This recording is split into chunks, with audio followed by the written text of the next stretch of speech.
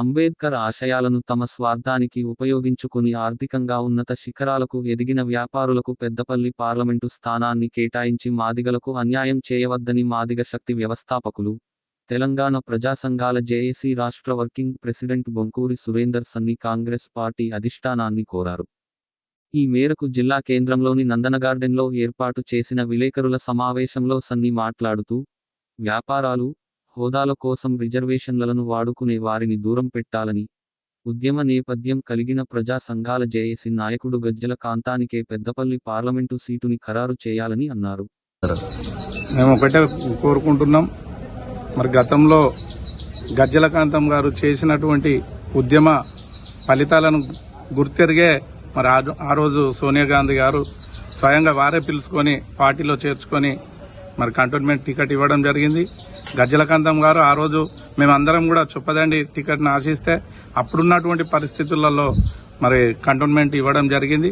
ఆ రకంగా కూడా మాకు నష్టం జరిగింది వాస్తవమే.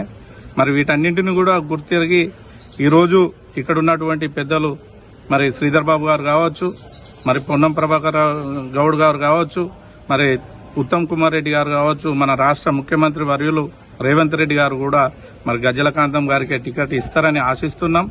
ఒకవేళ లేని పక్షంలో మా ప్రయత్నాలు అయితే ఎలాంటి లోపం లేదు. రానున్న రోజులలో కూడా ఏఐసిసి ఆఫీస్ ముందు మరి కార్యాచరణను తీసుకోబోతున్నాం.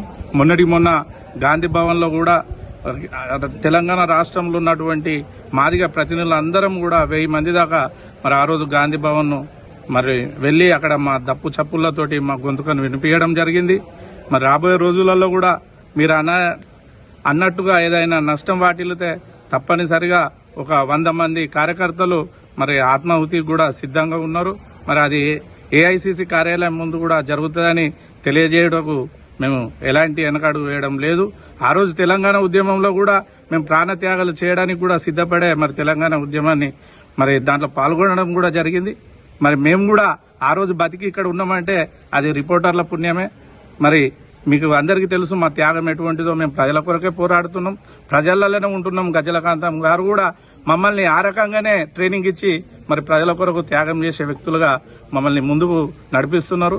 మరి అలాంటి వ్యక్తికే నష్టం వాటిల్లినప్పుడు మేము ఉన్నా లేకపోయినా ఒకటే కాబట్టి మేము ప్రాణత్యాగానికి కూడా సిద్ధమవుతామని తెలియజేస్తున్నాం.